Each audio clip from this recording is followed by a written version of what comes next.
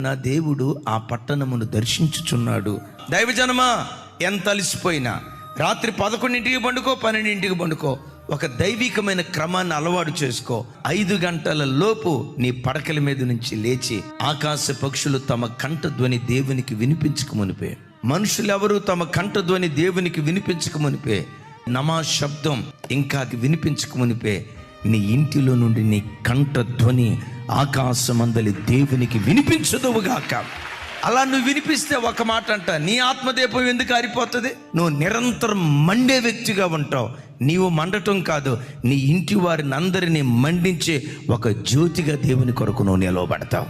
జ్ఞానులతో సహవాసం చేసేవాడు జ్ఞాని, దేవునితో సహవాసం చేసేవాడు దేవుని వంటివాడిగా మార్చబడతాడు. దేవుని వంటివాడిగా మార్చబడతాడు. దేవుడు ఒక మనిషిని ఎప్పుడు దర్శిస్తాడు? కీర్తనలో ఒక చోట రాసి ఉంటుంది, అరుణోదయమున దేవుడు ఆ పట్టణమును దర్శించుచున్నాడు. దైవజనమా, ఎంత అలసిపోయింది.